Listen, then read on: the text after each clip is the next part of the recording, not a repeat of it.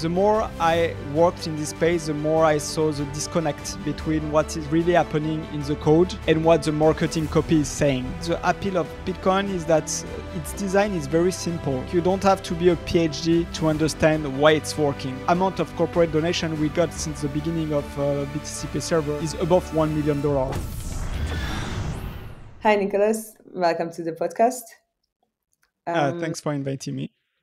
For anyone who might not know you yet, could you introduce yourself and share how you first got involved with Bitcoin? Yes, so I'm Nicolas Dorierrel. I'm the founder of three big projects that are using Bitcoin. The most famous one is BTCPay Server, which is open source payment processors.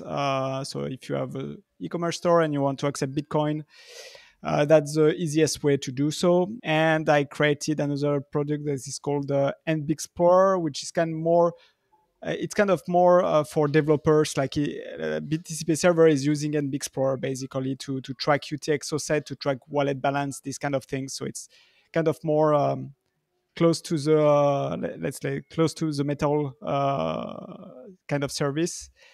And finally, I developed as well NBitcoin, which is the biggest library to develop on Bitcoin in .NET. And can you tell us about your orange pill moment? How did you first get in with Bitcoin? So I started Bitcoin in 2014 or 15. I'm not sure. It was just after Mt. Gox. Basically, when I saw that, I thought that lots of people were so stupid to lose their money on something that is an obvious scam. And I was interested, what those people are saying. So I go to on a forum that is called Bitcoin Talk. So it's a very OG forum. And what I saw there is basically people that lost all their life saving were still super believer in Bitcoin and still buying Bitcoin. So I was thinking, oh, they must be very stupid. And I, as long as I read more and more, find out why they were so confident in the future of Bitcoin despite the crash. And it's so I kind of got slowly into it. So you've been contributing to Bitcoin for many years now. How has your perspective changed, and what do you think how the community evolved since then? Well, since then, I would say it was a much more tight community, much more ideological. I would say, lots of libertarian, of course, and now, of course, now it's mainstream. It's still a bit more diluted ideology, which is not necessarily bad. I mean, it's just the way it is. I think that Bitcoin has managed to overcome lots of challenges over the years, and I'm as bullish as ever compared to the first days of Bitcoin, of course.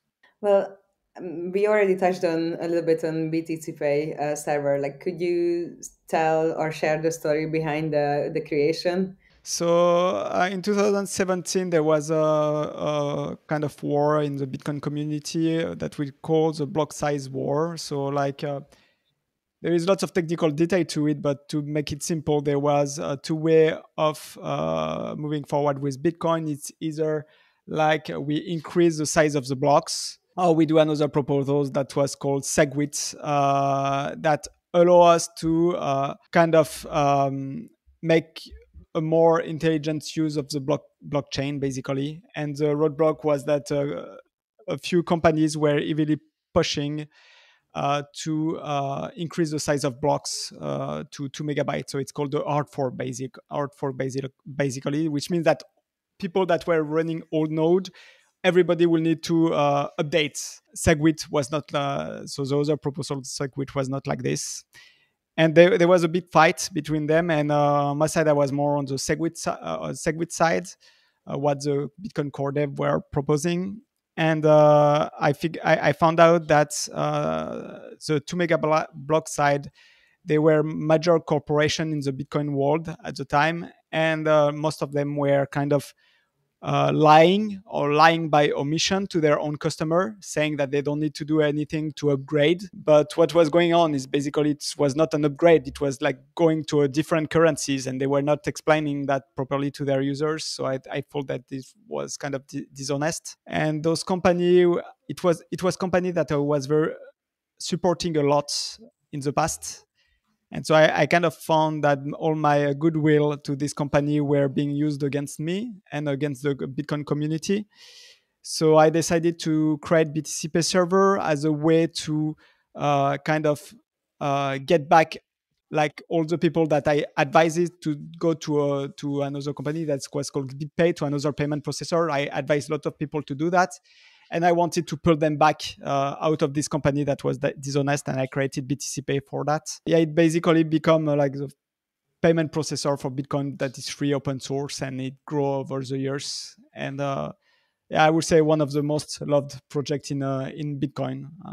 Part of it is that we have always been there, always pushing in the same direction, always delivering, and like yeah, community love us. So it keep me motivated to continue. So like BTCPay Server like actually evolved into a whole entire ecosystem now. Like what would you say, like did you change the core mission now that it's evolved from the original vision? I mean, I will not no fundamental change.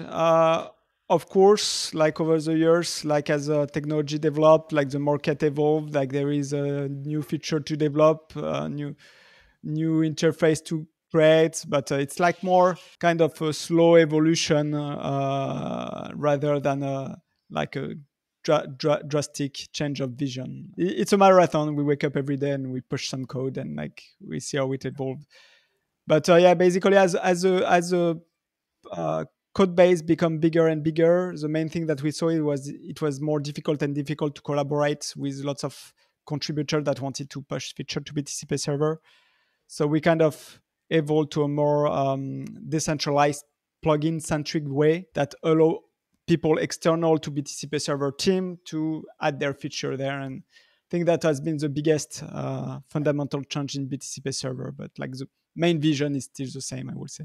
And can you tell us like some of the most like unexpected or like inspiring implementations you came across, like by people using BTCPay Server? So one of my favorite plugin that I find very innovative. We have always an issue with Lightning that is very difficult to onboard merchant to Lightning, because if you want to use Lightning in a non-custodial way, you have kind of difficult concept to learn, like the concept of liquidity, for example. You need to pay what we call a LSP to open a channel to you so that your customer can pay you. So on UX side is not that great.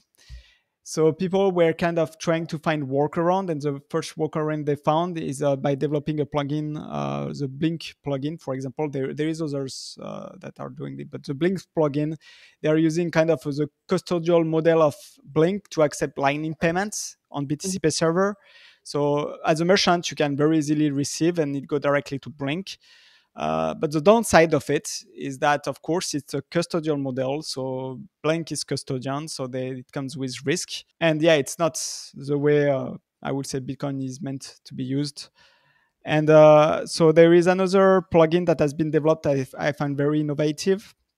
It's called Bolts Exchange. So basically, it's possible to do what we call an atomic swap, where you automatically receive Lightning, you accept Lightning payments in non-custodial way, and those payments are changed to liquid bitcoins, or bitcoins on liquid network. So the nice aspect of it is that you don't have any custody anymore. The downside of it is that you receive liquid Bitcoin, which is kind of custodial. We can argue that it's custodial, but it's still less custodial than, for example, Blink plugin. And right now there is, for example, with this Bolts Exchange to be atomic swap with Lightning payments, there will be another protocol that will be accepted. It's called ARX Lab.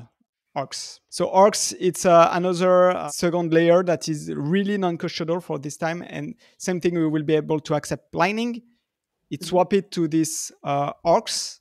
and it's not custodial, and it solves the issue of lining bad user interface. I think it's very cool things, and it has been developed externally to the BTCPay Server team. So I think it's very innovative. We'll see how it goes on the long term, but yeah. It's always like when it comes to any Bitcoin or like blockchain applications or whatever you develop in general in crypto, then there is like a trilemma that like it cannot be user friendly, decentralized, and secure without like sacrificing something. So like, how do you balance this, or like what's the ratio? So yeah, I would say like lightning by yourself is definitely the worst. UX wise, after the worst UX wise is of course Brink, because it's custodian, and I think this Boltz solution can be more user friendly even than the custodial one. So Rockstar Dev, for another contributor in BTCPay, very well known as well, developed a plugin that is called Samrock Protocol. So the basic onboarding to set up this atomic swap. So this one is between Lightning and Liquid. You basically only have to scan one QR code, and it does the pairing. It set up everything by itself automatically.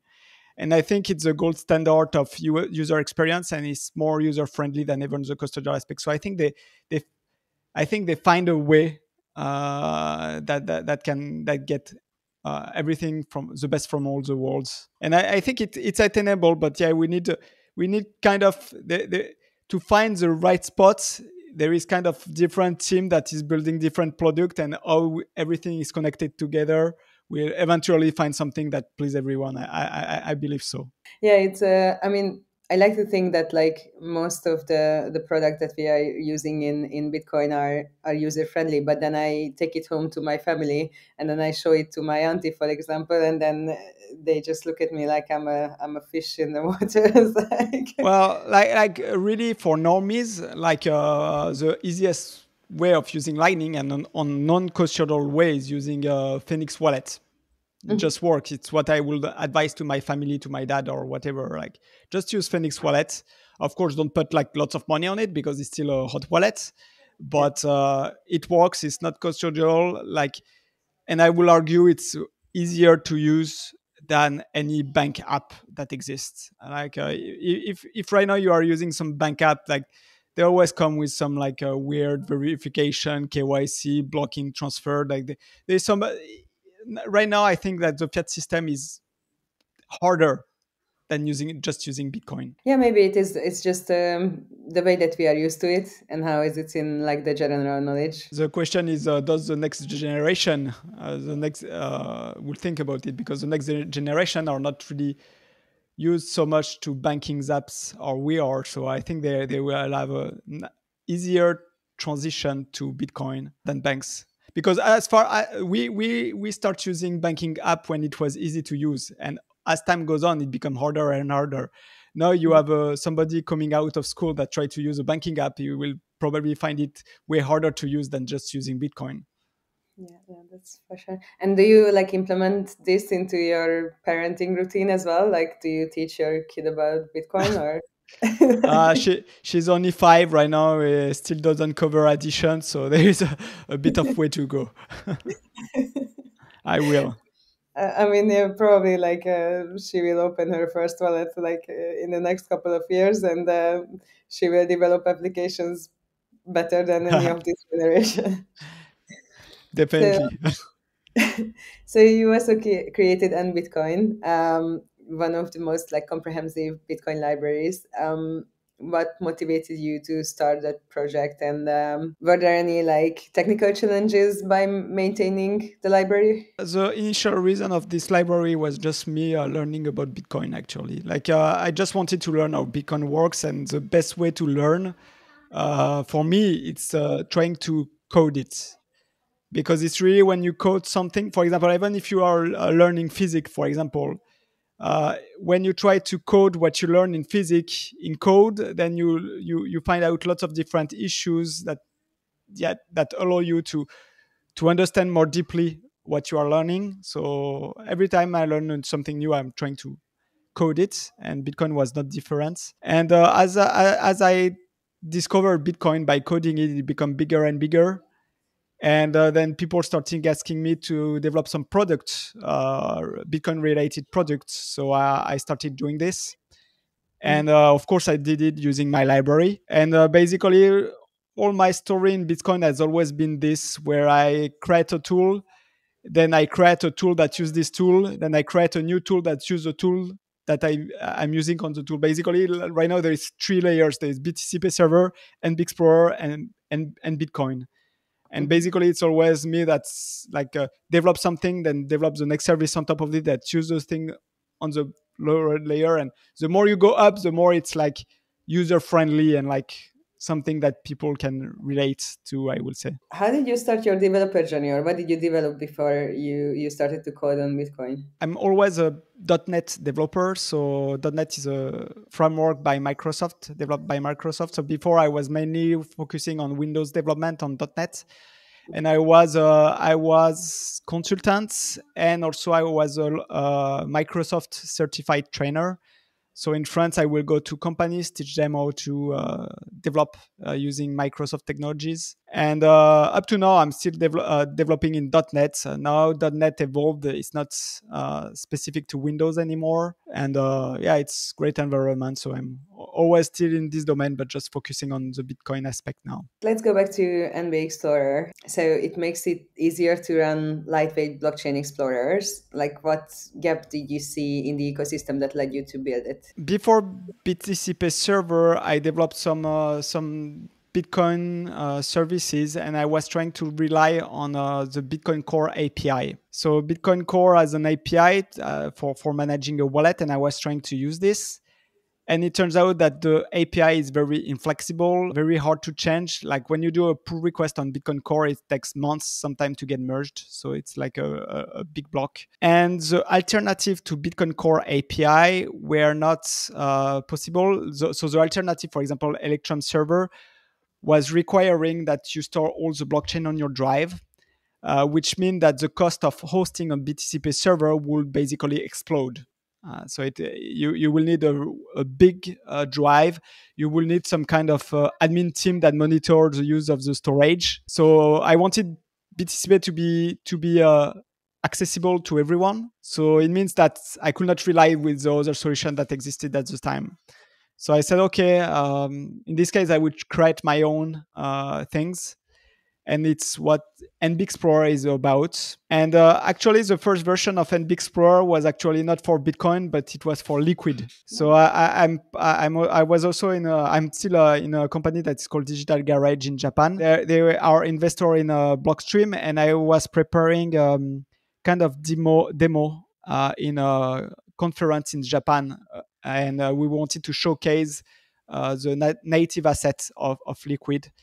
And Liquid has the same problem. And so I started developing NBXplorer to make a Liquid wallet. And so we did this. But of course, I'm a Bitcoiner. I don't really like Liquid. You know, I prefer Bitcoin. So once this project was done, I kind of refactored everything to be Bitcoin centric. And then after, of course, when I started developing BTCPay Server, I just used NBXplorer because it was almost ready at this time. And from then, like I've been maintaining this and evolving it over time. It's not very stable piece of software. And some exchanges are using it. Like some big services are using it. Like very big users of BTCPay Server don't experience any problem of performance problem with it. It's very efficient.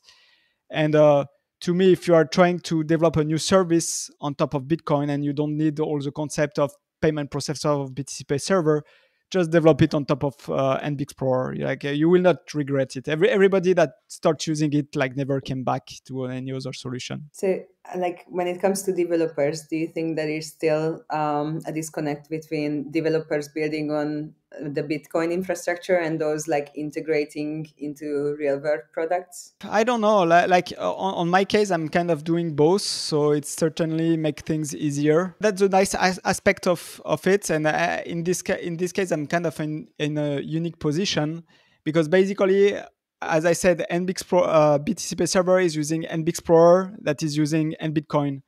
So it's kind of like I need something, and because I need it, I can tailor it specifically to the need of the real use product that is used above. Of course, it's not the same for every developer, and I think maybe it's kind of the case. Like we take, for example, the Bitcoin Core API for wallets.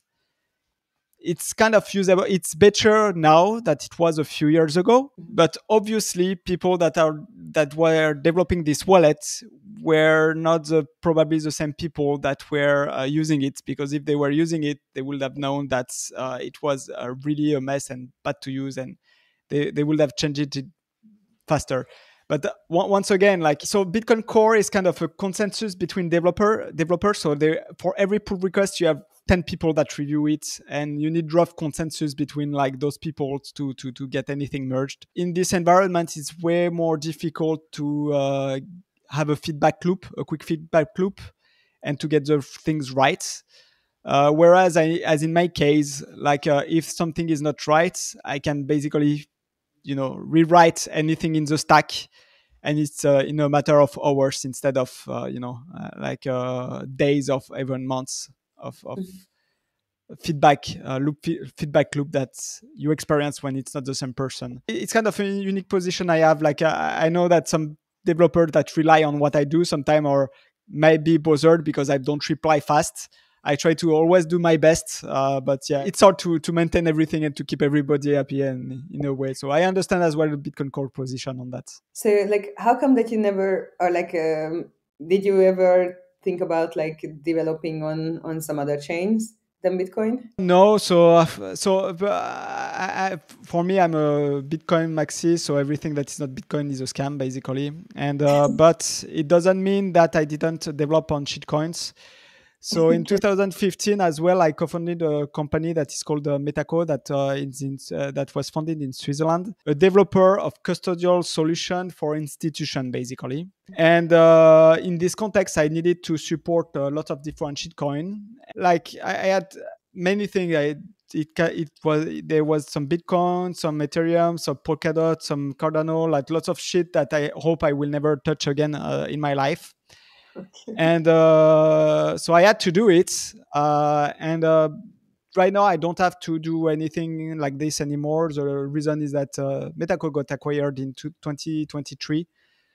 Ironically by Ripple, and so now I left and I don't have to deal with it anymore. How did you become a Bitcoin maxi, or how come that you have such a strong opinion towards the altcoins? At first, I didn't really mind altcoins. I was well, whatever win is fine. As long as we have sovereignty.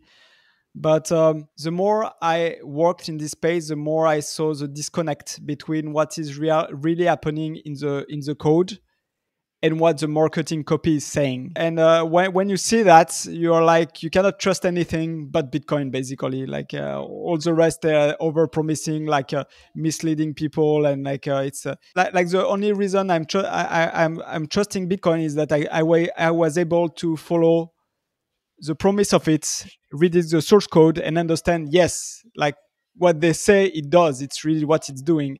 But all other shitcoin in there, it's not like this. It's just lie. It's just pure marketing. And that's why I become kind of a Bitcoin maximalist.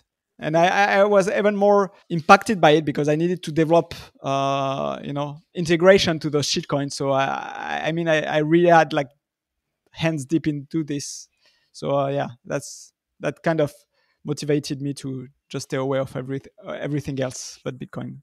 So do you think that Bitcoin will be able to fulfill everything else in terms of blockchain use cases? So for example, do you think that we could implement something like governance on Bitcoin somehow? I don't understand this idea of governance on my side. I just don't understand it. I don't see the need for it. Any government system can be subverted. So I don't see what it's bringing.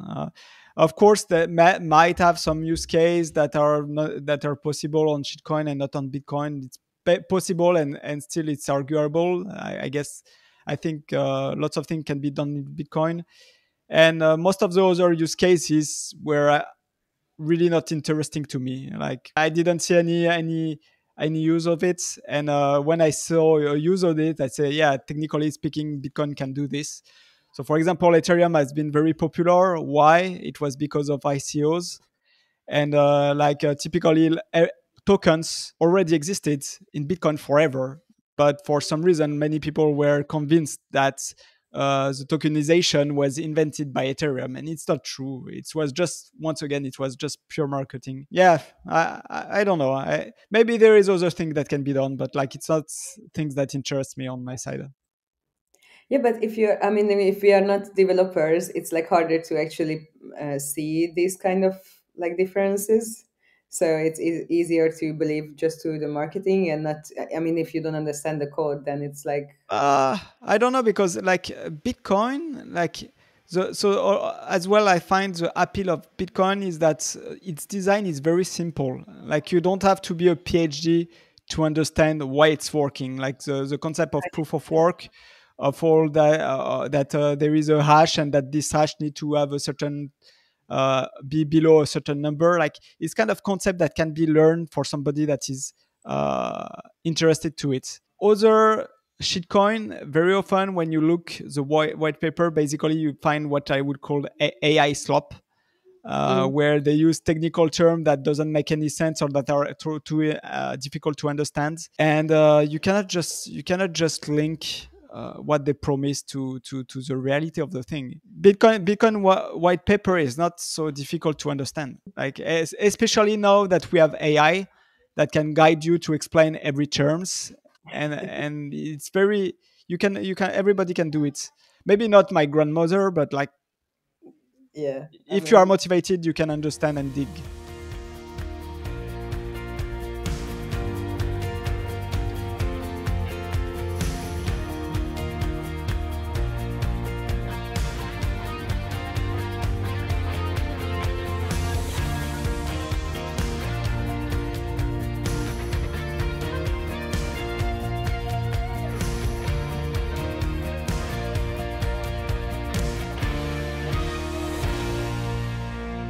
So what do you think about the threat of quantum computing to Bitcoin and blockchain in general? About quantum computing, I'm not an expert on it, so I cannot really comment too much on it. As far as I'm concerned, I see it a bit like if somebody tell me that an asteroid can fall on Earth full of gold and mess up with the supply of gold.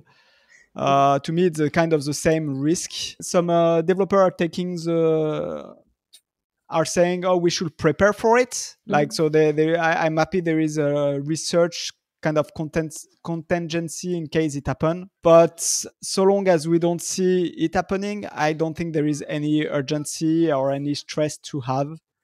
And yeah, I mean, it's a risk that is priced in today. I think it's low percentage, but like once again, I'm not an expert, and I think even the expert cannot really know.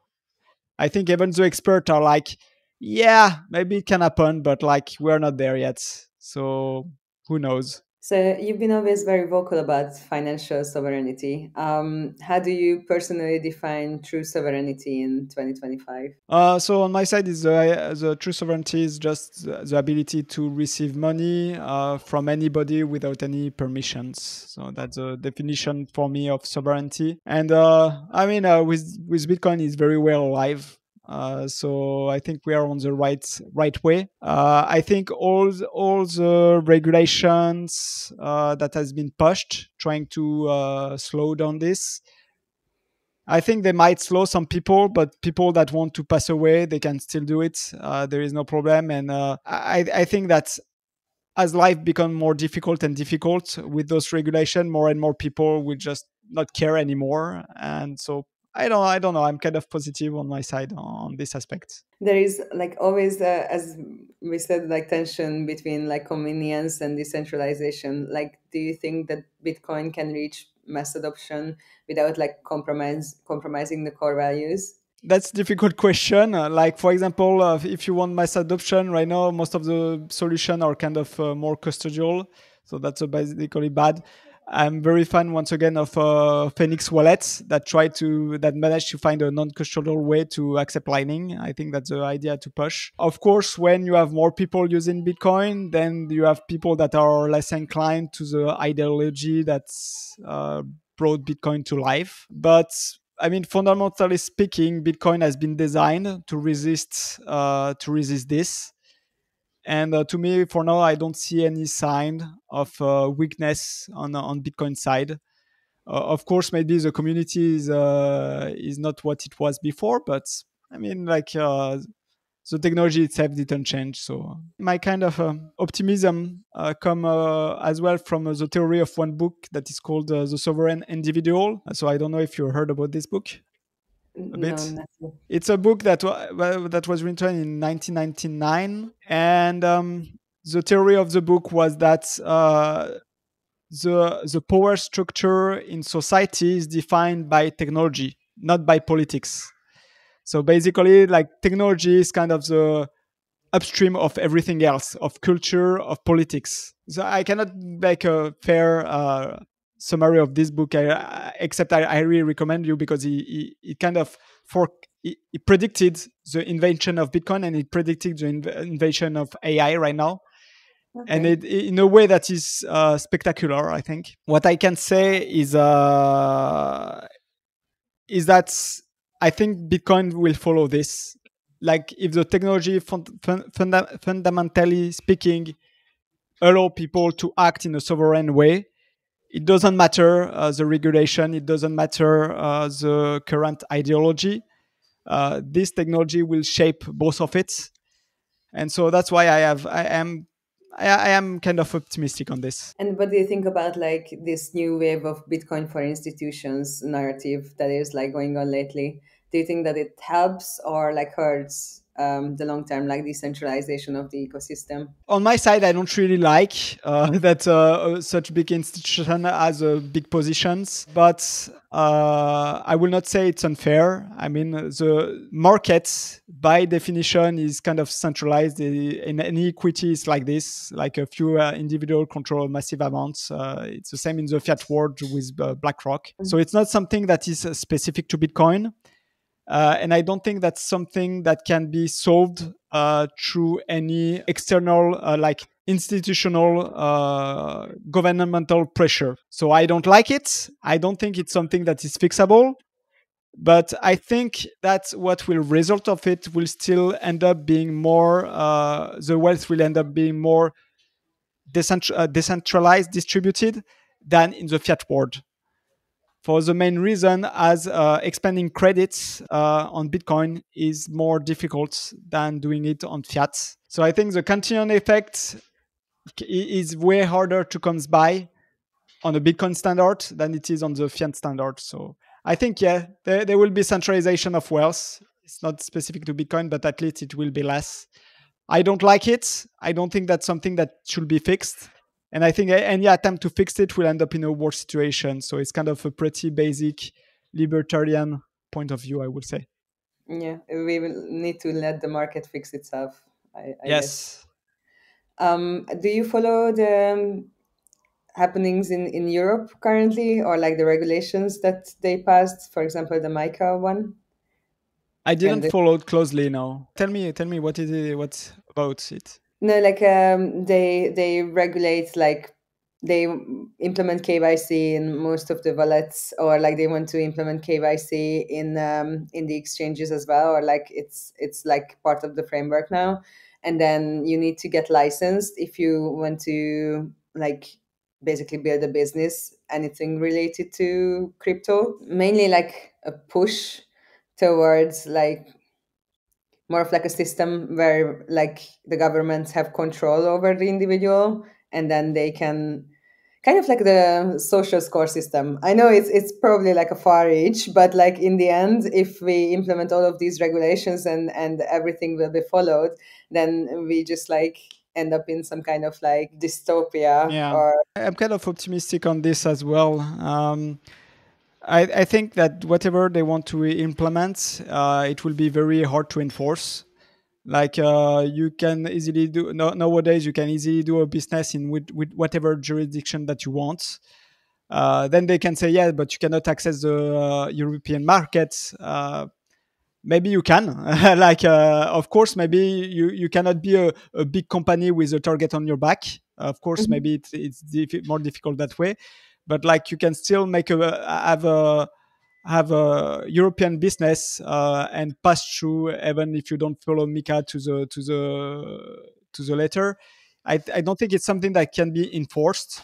I mean, right now it turns out that the European political structure is very authoritarian, but there is no proof that they will stay on the long term. Like we saw in the US, like one election ago, like Bitcoin were going to be banned and like lots of bad things happening.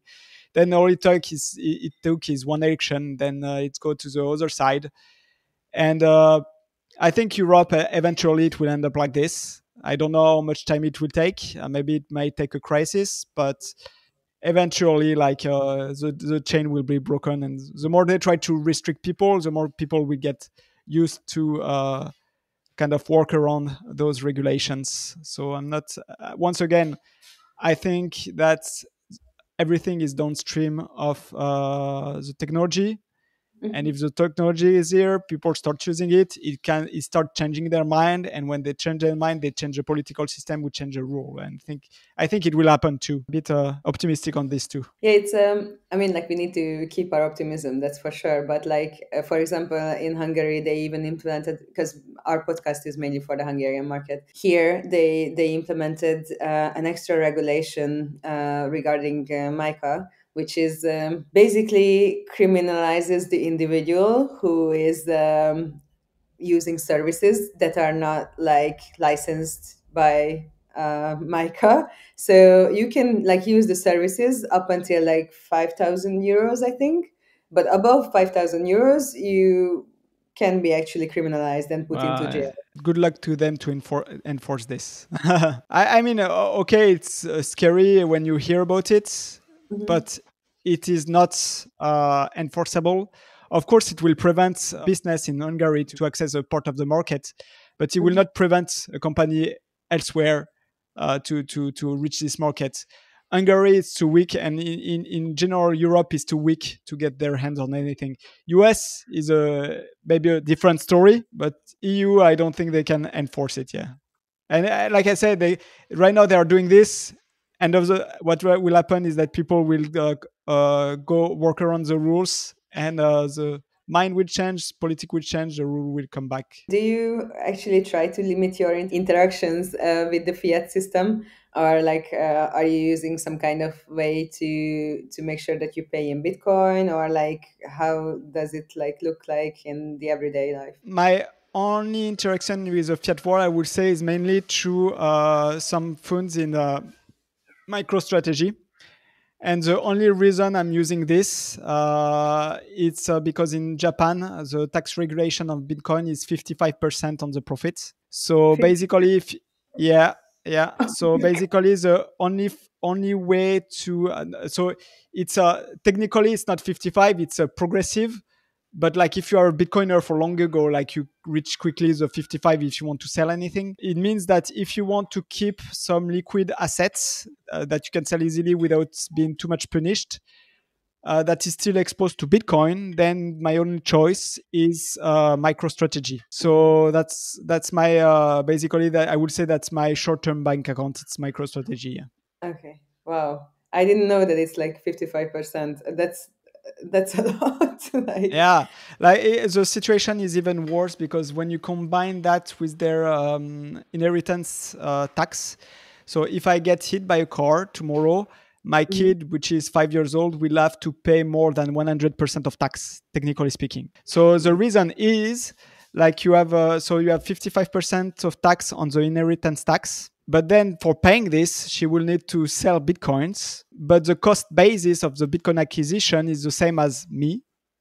So she will need to spend, so she will need to sell 55% of the Bitcoin. And on those 55 that she sell, she will need to pay 55% of taxes. Oh my God.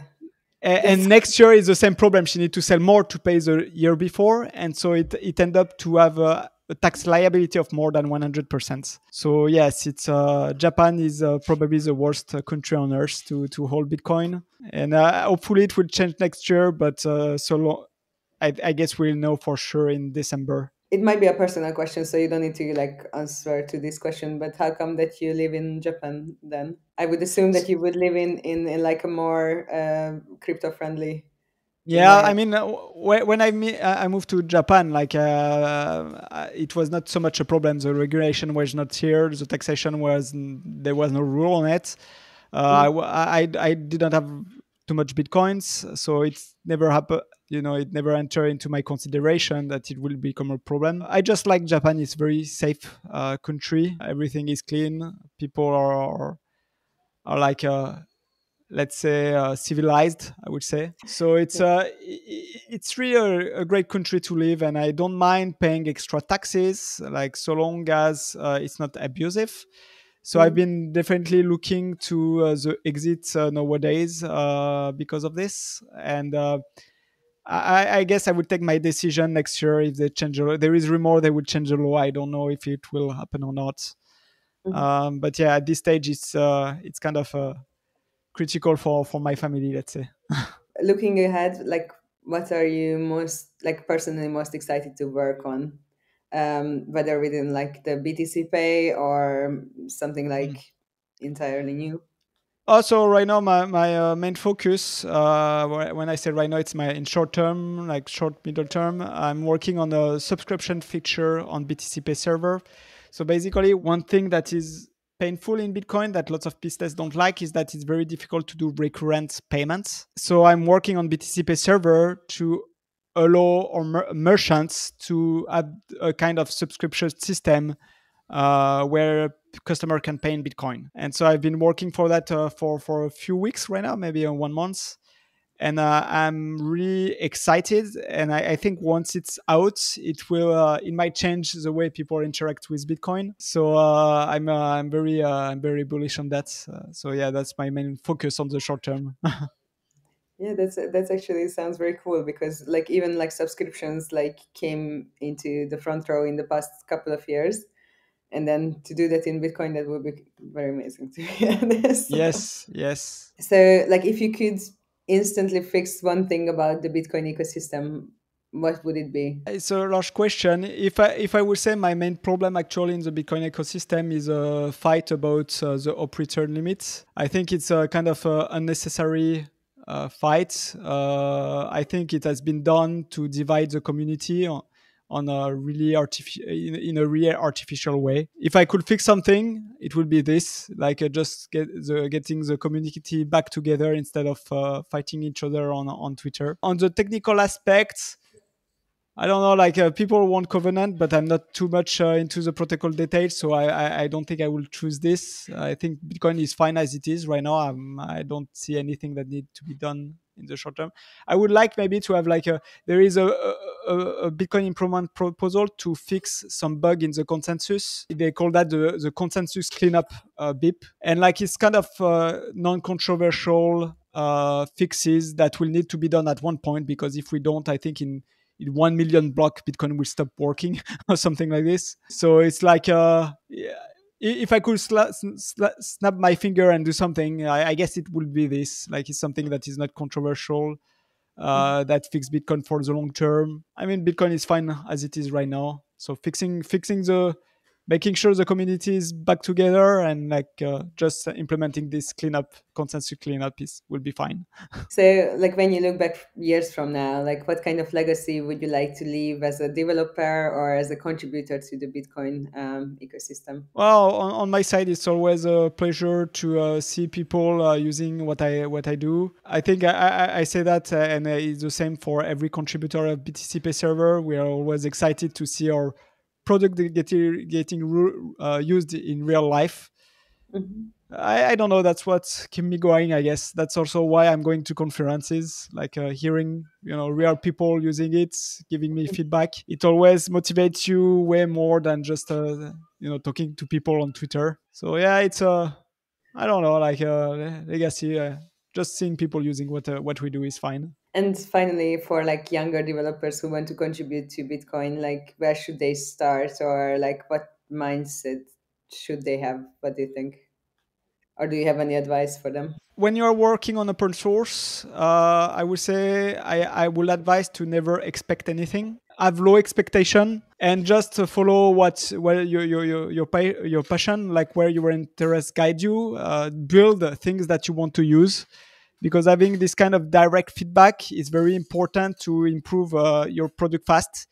Every time you have kind of decoupling between the person that creates and the person that use, it makes the feedback loop longer and make it harder to improve. So I would say focus on something that you want to use yourself. Have low expectation of open source. Like, don't expect people to thank you. Don't expect to be thankful. Like, some people will hate you when you want to change something on your code, even if they are not paying for it. And be kind of happy to see people using it, and seeing that what you're making is doing a difference. But yeah, don't expect reward. And I would say the less you expect it, the more it will come. So I would say for BTCPay Server, it's definitely what happened. Like, I did BTCPay Server not because I wanted any profits, but still, as it developed and it grew up, like, we attracted lots of corporate donation, and I don't have exactly the number, but like the amount of corporate donation we got since the beginning of BTCPay Server is above $1 million basically. Oh. So, like, it's not something that I was expecting, not something I was searching, and I think if I was started BTCPay with the goal of getting this money, I will not have get it, I guess. I earlier wanted to ask the question if like the open source Bitcoin projects get enough support from the businesses that rely on them, but then you actually say that they do. So the businesses They do. They do. So we get lots of support. I get lots of support by business. So I think they do well. I think support is fine. I don't want to stop them for supporting, but I think there is as well such a thing as too much support. When there is lots of money, there is a temptation to add more cooks in the kitchen. And when you have too much cook in the kitchen, like, it might become a mess. As well, sometimes it can attract people that are only interested by the funding. I think the ethos of open source should be to not be entitled to any reward.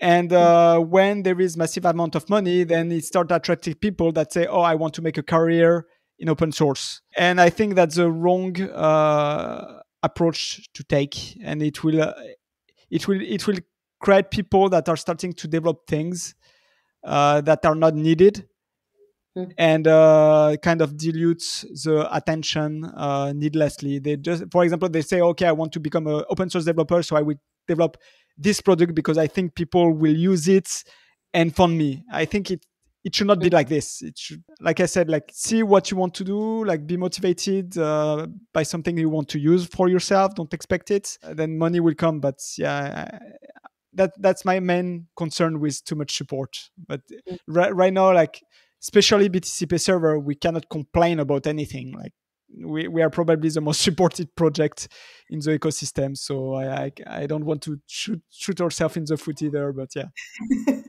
Yeah, but like, like this, I understand the idea behind it, but like, I know that you shouldn't like expect so much reward from it. But there is like a Maslow pyramid that like you need to have food and shelter. So like, yes. So the way we are dealing it with BTCPay Server, first, we never hire people. Like, we see people helping in BTCPay Server, and when we see that they do that for the long term on things that matter, they don't waste our time reviewing things that doesn't matter. Like, then we propose them, okay, we say we can support you, no string attached, like some amount of money every month. We ask them to commit themselves to what they want to do in the following months. So for example, we'll say, like, okay, we'll fund you for 6 months, like, write a plan of what you want to do. And it's not really for us to pilot what they want to do, but just to commit themselves to what they want to do. So at the end of 6 months, we can review and say, okay, what did you achieve, and or did you do compared to what you say we will do? So keeping themselves accountable, but we don't want to direct where they want to go. And second thing, like I said, is no string attached. So it means that we don't object to the fact that they have other jobs on the side. And we even encourage it. And one of the reasons as well we encourage it is that in a way they're acting not only as contributor to the project, but also as evangelists. When they are working on other projects for profits, there is a case where they say, okay, I'm working with the other project for profit, and it seems they need this feature. Oh, I think it's a great fit for BTCPay Server. And then we can integrate it in BTCPay Server. Or maybe they will do a plugin, and this plugin will be funded by the company. So it's kind of sometimes we get this nice situation where they have several sources of income, and it's also bringing to the project because they kind of evangelize BTCPay by doing so. I think that way we can avoid people that are really motivated only by the money side. When you go out, for example, like drinking a beer with a friend, like, do you go out with normies and talk about like Bitcoin as well, or do you try to orange pill them somehow? No, I never managed to orange pill anybody. Like I'm a pretty bad salesman, I must say. If somebody asks me, I can tell them what I truly believe, but I never try to push them to use it. If they feel inclined to move, I can help them. But yeah, I never push too hard.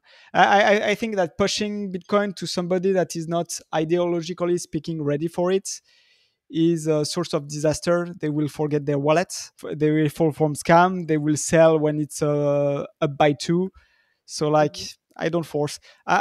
So when I came in Japan, I was in a host family, and I paid the rent in Bitcoin, and I think it was probably 1 Bitcoin at the time. And I did it one time, and like I think a few years ago, like this person say, "Oh, by the way, do you know where the Bitcoin you send me are?" I say, "No, I don't know. I send it on your wallet at the time." So we all have this story like this, and it shows that people that are not ready for it, like I cannot force them, and I cannot make them a speech around a beer that will change how they think. So yeah, I don't push hard on this.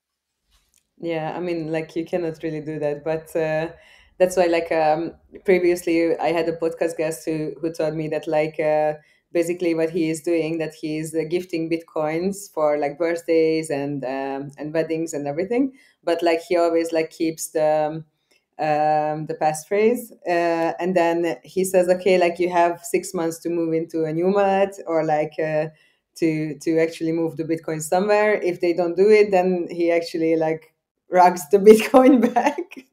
Well, that's a good way to start. But what happened is that they will move it to another wallet.